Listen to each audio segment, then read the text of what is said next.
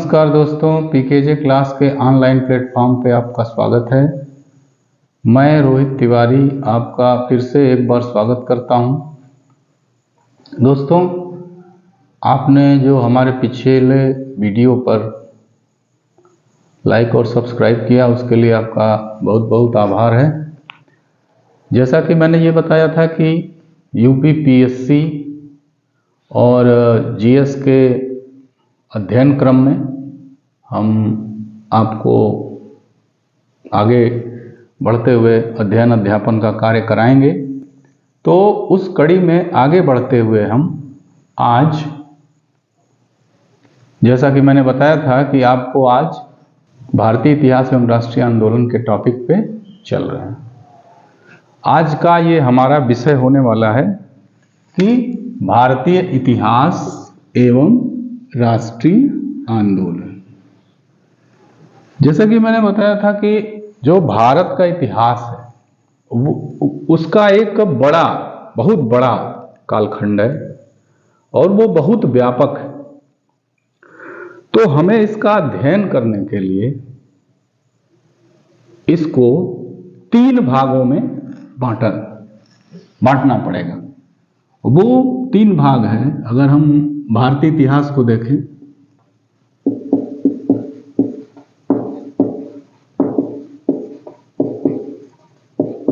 तो इसे हम 3 कालखंडों में बांटेंगे।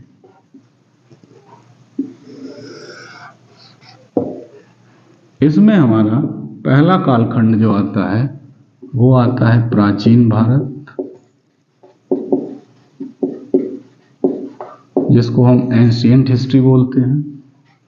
दूसरा आता है मध्यकालीन भारत, जिसको हम मिडिवल हिस्ट्री बोलते हैं। और तीसरा आता है आधुनिक भारत,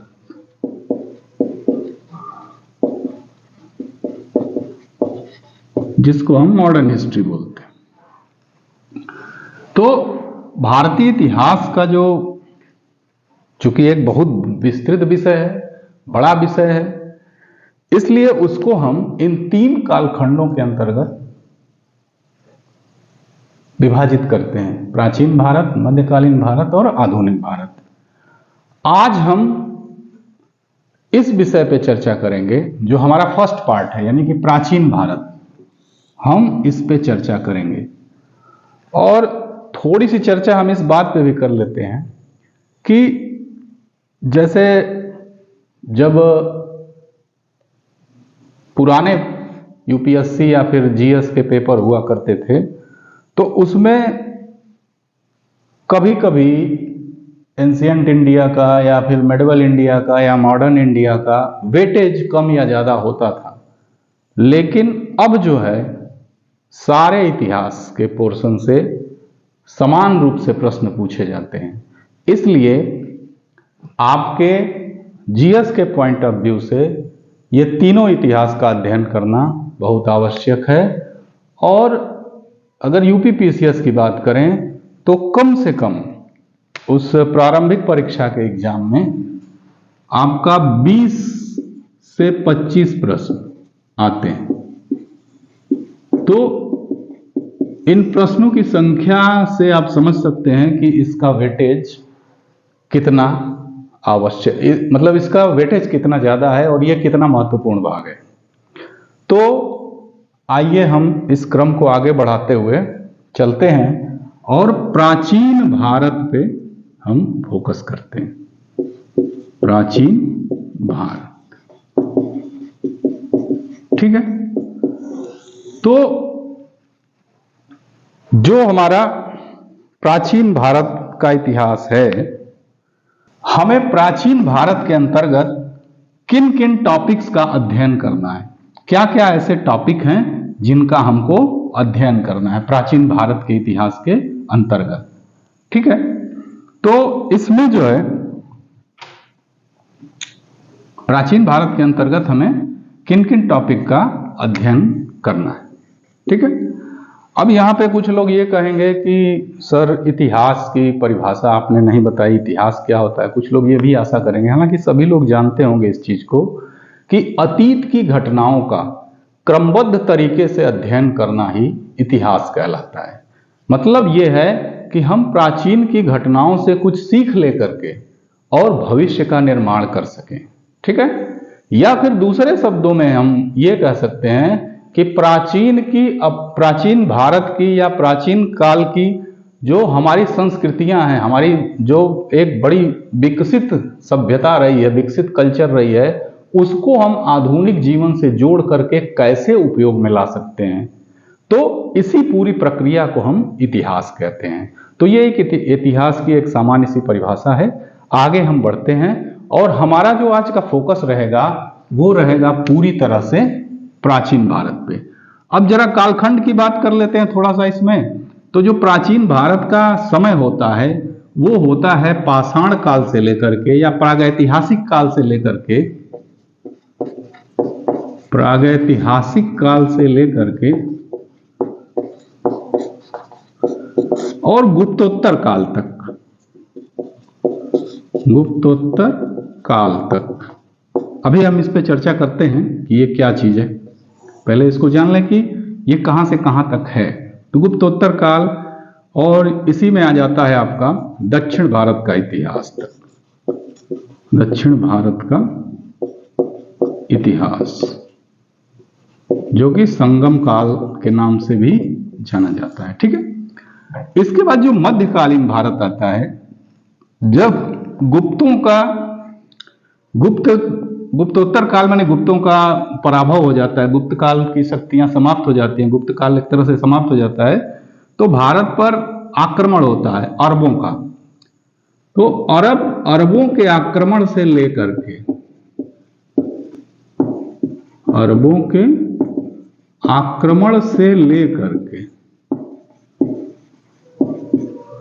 और मराठा के उत्कर्ष तक, या फिर इसमें एक चीज और कह सकते हैं कि मुगलों के पतन तक,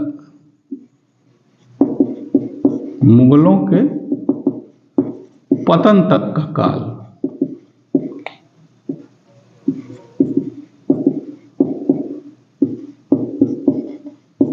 ये आता है आपका मध्यकालीन भारत में। ये लगभग 1000 वर्ष का कालखंड है। ये भी लगभग प्राचीन काल से है, तो ये कुछ लंबा कालखंड है। और इसके बाद मुगल काल के पतन से लेकर के, जब मुगल काल का पतन होता है तो भारत अनेक छोटी छोटी फिर रियासतों में बदल जाता है, छोटी छोटी रियासतें बनती हैं। और मतलब मुगल काल के पतन के बाद जब भारत में ईस्ट इंडिया कंपनी आती है और व्यापार वगैरह करती है, अलग अलग प्रांतों का विभाजन हो जाता है भारत में, तो ये कह सकते हैं कि मुगल काल के पतन से, मुगल काल के पतन से या ईस्ट इंडिया कंपनी के या ईस्ट इंडिया कंपनी के आगमन से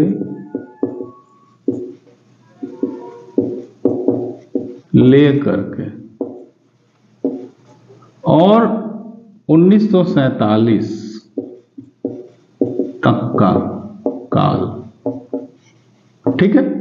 हालांकि इसमें इतिहास तो आज भी चल रहा है, ये वर्तमान समय भी आधुनिक काल में ही आएगा। तो मतलब इसको ऐसे कह सकते हैं कि मुगल काल से लेकर के अब तक का कालखंड भी आपका आधुनिक काल के, आधुनिक इतिहास या आधुनिक काल के इतिहास के अंतर्गत आएगा। तो यहां पे हमको मूल रूप से आज जो हम अध्ययन करेंगे वो करेंगे प्राचीन भारत के बारे में, ठीक है। तो आज का हमारा जो टॉपिक होने वाला है वो होने वाला है प्राचीन भारत का इतिहास। तो प्राचीन भारत के इतिहास के अंतर्गत, चूंकि इतिहास का क्षेत्र देखिए बहुत व्यापक है, तो वो कौन कौन से बिंदु हैं जिनके अंतर्गत हम प्राचीन इतिहास को पढ़ेंगे, ठीक है। मतलब हमारा टॉपिक क्या होगा प्राचीन इतिहास में, हमें मूल रूप से क्या किन चीजों पे फोकस करना है, किन चीजों पे ध्यान देना है। उस तरह तो इतिहास बहुत कुछ है। कुछ लोगों का यह मानना है कि इतिहास केवल डेट, इतिहास में तथ्यों को याद करना है, इतिहास में केवल डेट को याद करना है। लेकिन इतिहास वास्तव में क्या है, इन सबसे परे है। ठीक है, तो आइए चर्चा करते हैं उस पर। तो जो प्राचीन भारत है, प्राचीन भारत का इतिहास, इसके अंतर्गत हमें किन किन विषय, किन किन पॉइंट्स को, किन किन बिंदुओं को देखना है। ठीक है, तो इसमें हमें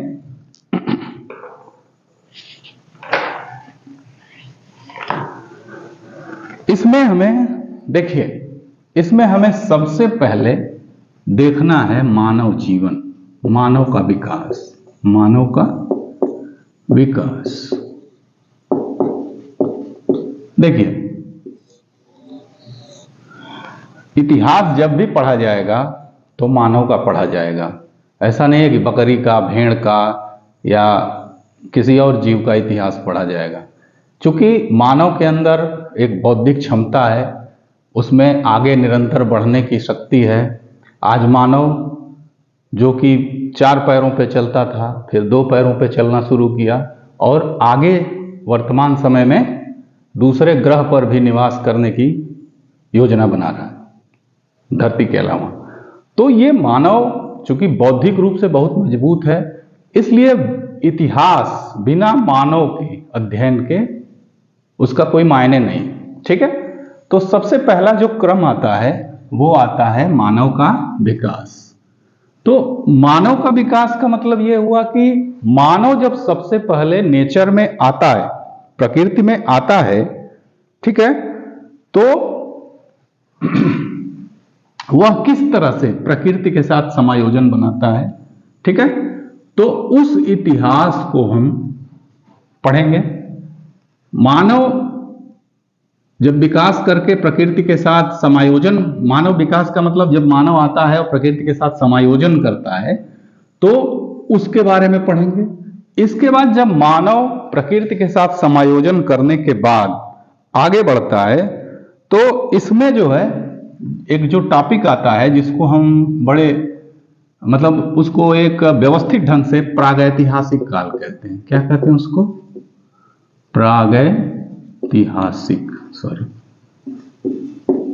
प्रागैतिहासिक काल, प्रागैतिहासिक काल।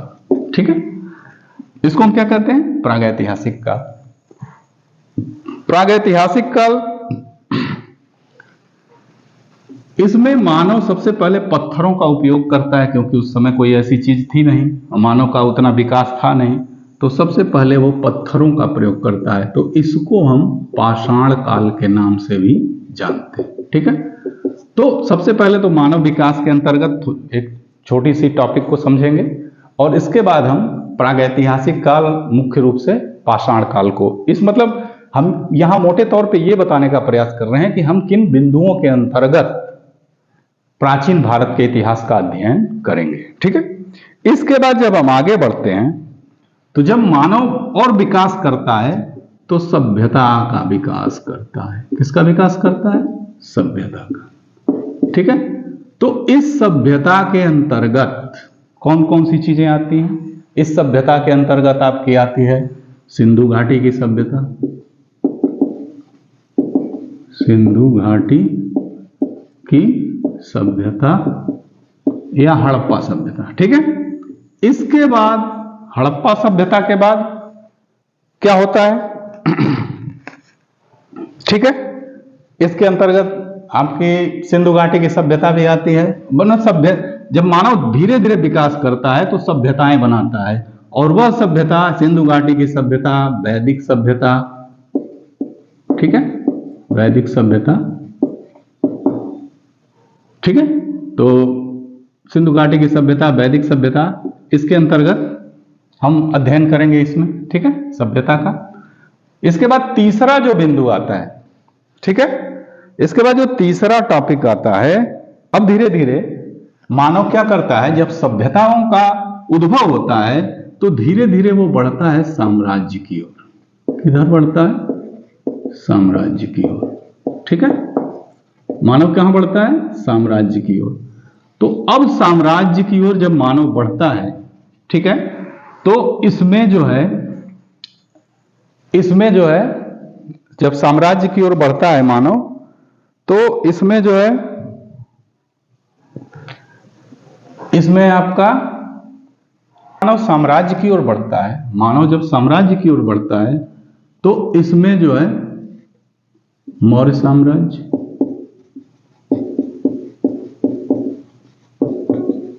फिर गुप्त साम्राज्य, ठीक है, ये सारी चीजें आती हैं। अब देखिए, जब हम साम्राज्य की ओर बढ़ते हैं तो इसमें 3-4 चीजें और आती हैं। ठीक है, उसमें क्या आता है कि तब जब साम्राज्य बनता है तो उसमें कई चीजें और ऐड होती हैं। पहली चीज ऐड होती है राजनैतिक इतिहास। क्या ऐड होता है? राजनैतिक इतिहास। दूसरा होता है सामाजिक इतिहास। ठीक है, तीसरा होता है आर्थिक इतिहास, और चौथा होता है धार्मिक इतिहास।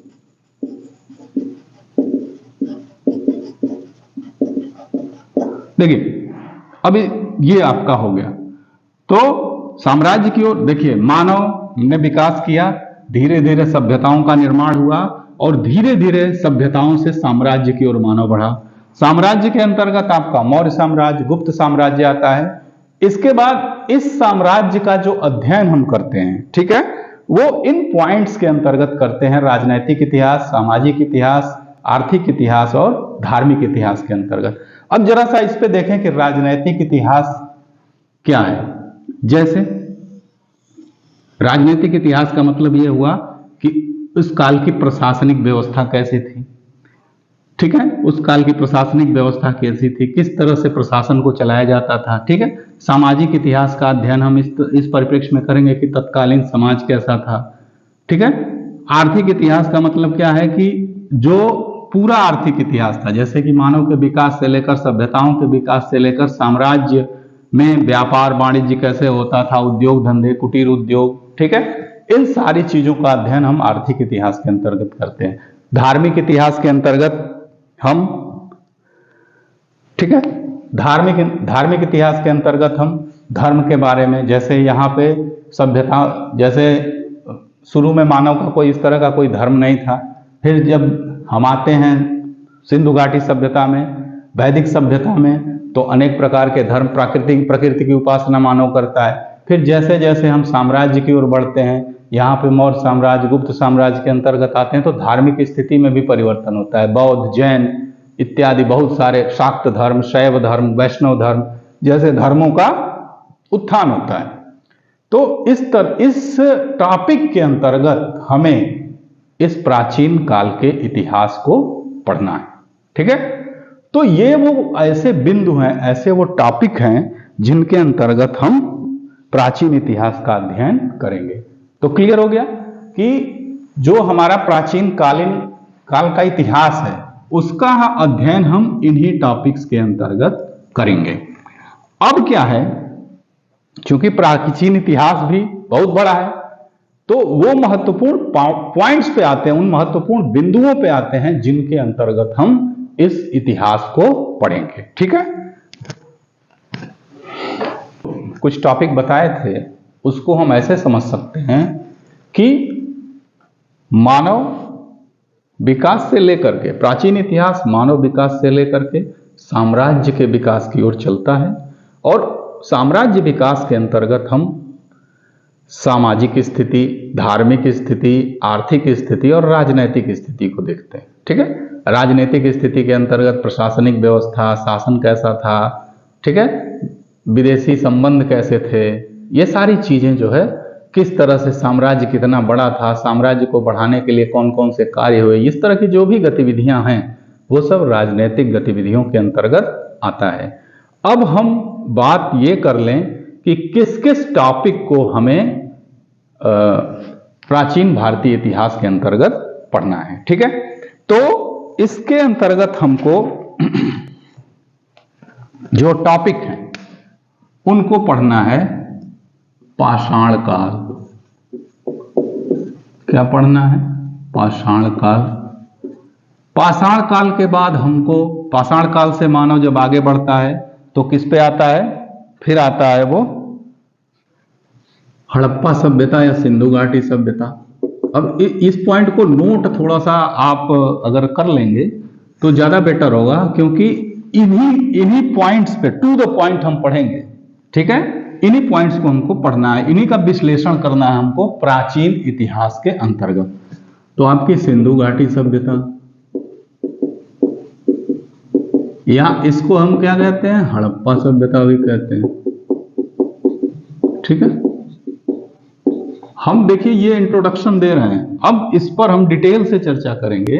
ठीक है, पहले आप ये समझ लीजिए, जान लीजिए कि हमें प्राचीन इतिहास को किन किन टॉपिक्स पे, किन किन बिंदुओं पे पढ़ना है। ठीक है, तो सिंधु घाटी सभ्यता, हड़प्पा सभ्यता, आगे इसके आगे पाषाण काल हो गया, सिंधु घाटी सभ्यता, हड़प्पा सभ्यता हो गया। इसके बाद आता है आपका वैदिक सभ्यता।